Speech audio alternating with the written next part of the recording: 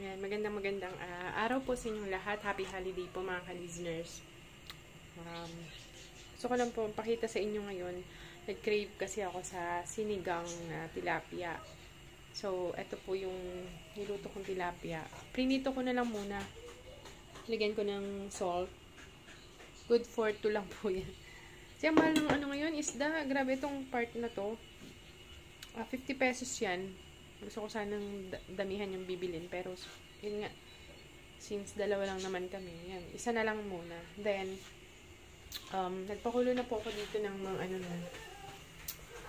Hindi ko na hiniwa yung kamatis.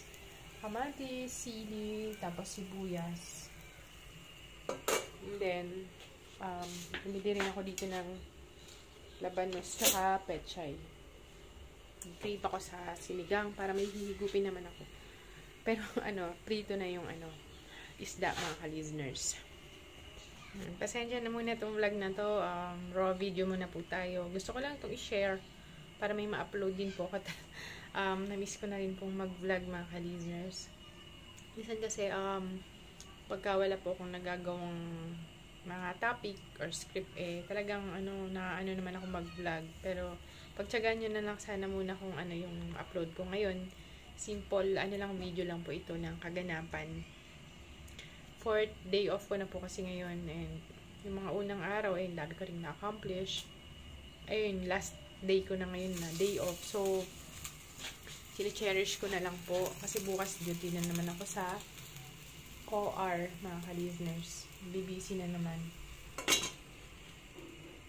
Ikang po baga, habaan ko lang. Painit mga ka-listeners. Pasensya ka na kayo sa bahay namin. Mamaya magbibigpit ako para naman salubungin yung bagong taon na malinis kahit papano. And naka-ready na maglalaba po ako mamaya. Basta po kayo dyan mga ka-listeners. Sana ay ayos po kayo. Walang karamdaman. At paalala ko lang po mga ka-listeners na sana ang pagsalubong natin ng bagong taon ay mapayapa, masaya, at walang anumang mga disgrasya. Kaya isa po dyan is iwasan nyo po yung magpaputok at tulungan nyo po kami ng mga nurses na payuhan, lalong-lalo na po yung mga kabataan po natin kasi sila po yung halos madalas na talagang naapektuhan or napuputulan ng kamay, nabugbulag, talagang nasasabugan po ng mga paputok. Kaya sana po tulungan nyo po ako na sila rin po ay mapayuhan. Iwasan po natin magpaputok mga ka-listeners para ang pagsalubong natin ng bagong taon ay healthy at mapayapa. Ayan po, no? Ayun po. Gusto ko lang po i-share na, this 24, 25 is naka-day off po ako. Kasi sa ospital, doon sa pinagtatrabahoan ko po, merong pong naganap na bunutan kung duty ka ng 24, 25 or ikaw ay duty naman ng 30, 31 at 1. Nabunot po sa akin na duty ako ng New Year. Kaya yun, siguro na lang, balak namin, dadala na lang kami ng packed foods. Pagsama-samahin na lang namin para doon na lang kami mag-celebrate po ng New Year. Sa hospital siguro, ganun na lang. And kayo po mga ka-listeners, ano po yung balak nyo sa New Year?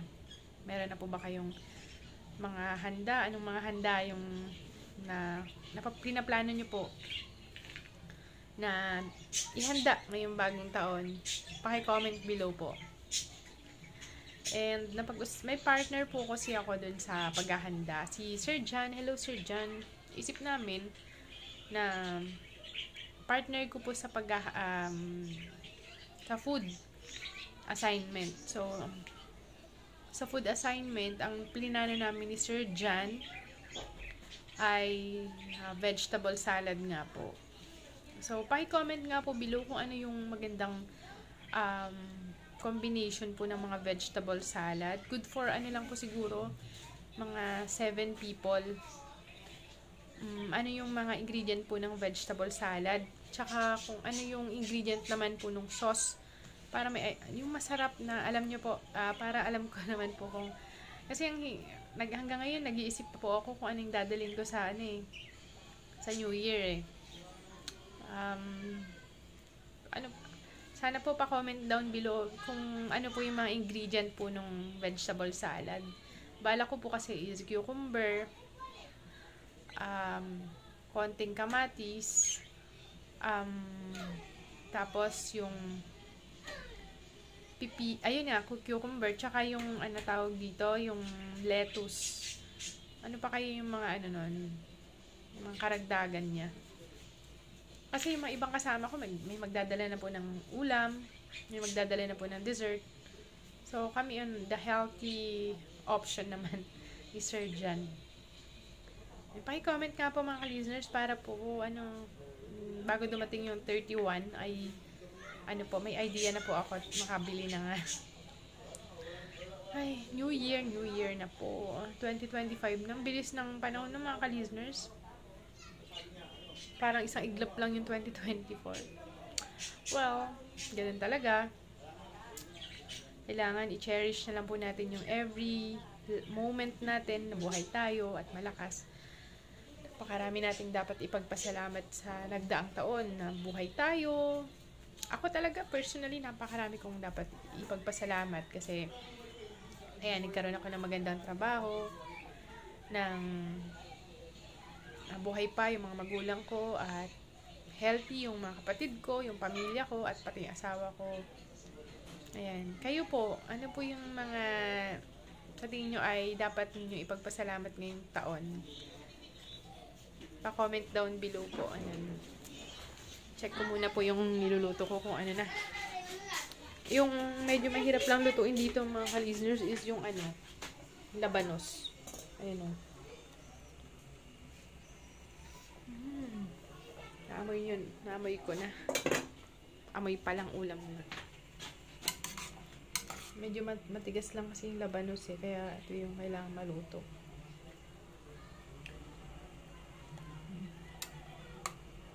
Check. Medyo may katigasan pa. Siguro mga konting minuto pa.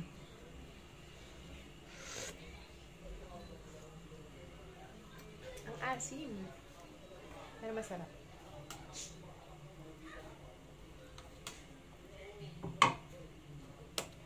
Konti na lang. Pero siguro ilalagay ko na itong ilalagay ko na itong isda mga ka-listeners para medyo maglasa na siya. Ayun o. Akin itong ulo. Favorite ko yung ulo. And then, yung buntot. Kay Aaron. Kay Aaron yung buntot. Yan. Para yung lasa ng isda is mapunta na siya sa sabaw. Habang pinapakuluan ko yung labanos. And then mamaya ilalagay ko na yung pechay. Shoutout po pala sa lahat ng mga nagko-comment sa vlog ko. Thank you so much po sa laging panonood. Okay po. And hopefully makakagawa pa ako ng mga video na maging kapaki-pakinabang po sa ating lahat. Mamaya po ulit ganito na lang po muna and ayusin ko lang po yung niluluto ko po.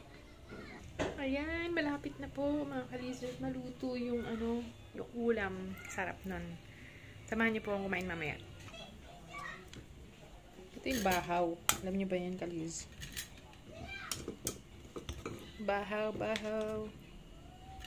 Excited na akong kumain. Siguro pwede na. Tingnan ko lang yung puy. Check ko lang. Hindi pwede. Ito na. Ito na ang ulam ko.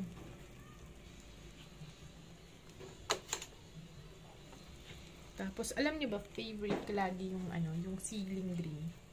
Rich in vitamin C. Ayan. Let's see. Mga ka-lasers. Kita niyo ba? Samahan niyo mong kumain. Ay! Fruit of my labor. Labor. Malinamnam.